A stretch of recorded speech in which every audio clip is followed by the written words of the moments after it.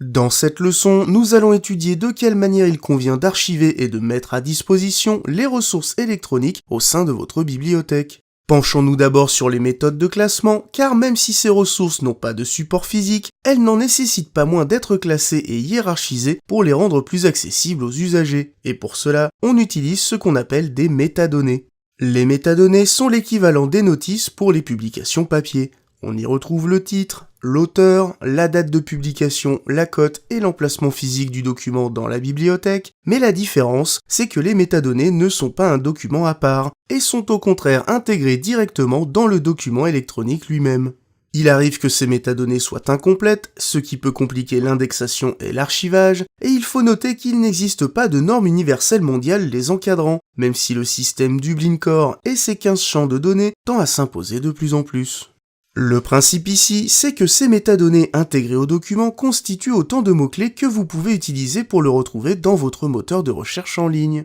Toutefois, il convient de se poser la question des besoins de vos lecteurs qui sont liés à leur niveau et à leur usage du numérique. Sont-ils ou non à l'aise avec la recherche documentaire en ligne? Recherchent-ils des documents précis dans un domaine très spécifique ou au contraire cherchent-ils des documents plus généralistes? Trouver la réponse à ces questions sera essentiel. En effet, moins les usagers sont à l'aise avec l'outil informatique, plus le système d'indexation et de recherche doit être ergonomique et simplifié avec un nombre réduit de champs de recherche.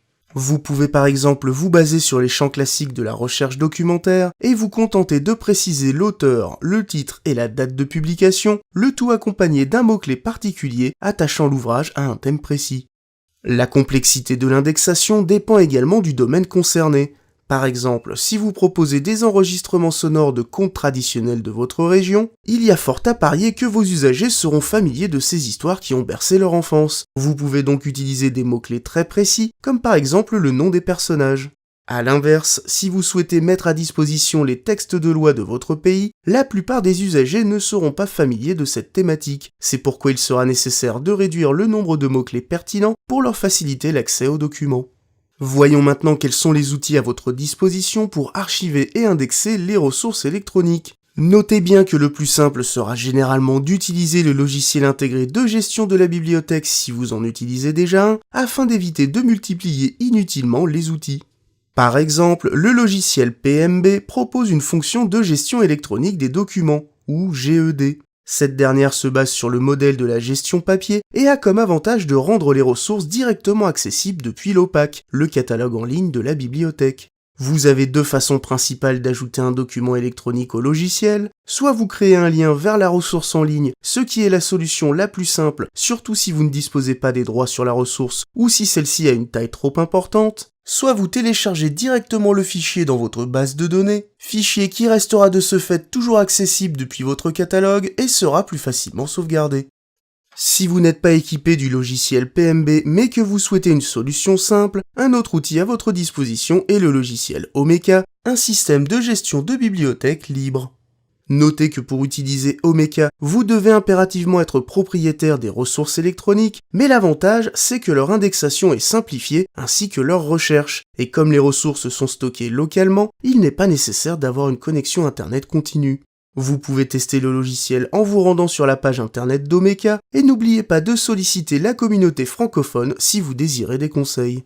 Vous pouvez également opter pour le Coombook, un outil développé par BSF qui permet lui aussi d'indexer et de mettre à disposition des ressources numériques. Il reprend les principaux champs du Dublin Core pour l'indexation et permet une recherche plein texte sur des documents écrits. Il peut également indexer des ressources sonores et vidéo et il possède l'avantage de pouvoir diffuser ces ressources à l'aide du Wi-Fi intégré.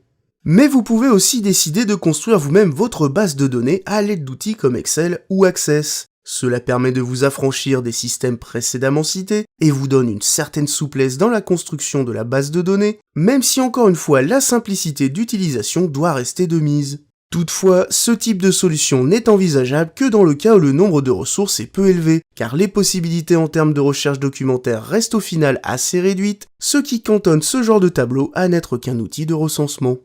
Maintenant que nous avons énuméré les outils à votre disposition, il ne vous reste plus qu'à choisir celui qui vous est le mieux adapté. Et il ne faudra pas non plus oublier de former votre équipe ainsi que le public pour qu'ils puissent se l'approprier et vous faire des retours sur leur usage. Pour conclure, n'oubliez pas de sauvegarder régulièrement vos ressources électroniques sur des supports physiques comme un disque dur externe ou des CD pour éviter de tout perdre en cas de panne du système. Essayez dans la mesure du possible de mettre en place une procédure de sauvegarde, qu'elle soit manuelle ou automatique, et de vous y astreindre. Cette leçon est désormais terminée et je vous dis à très vite dans une prochaine vidéo.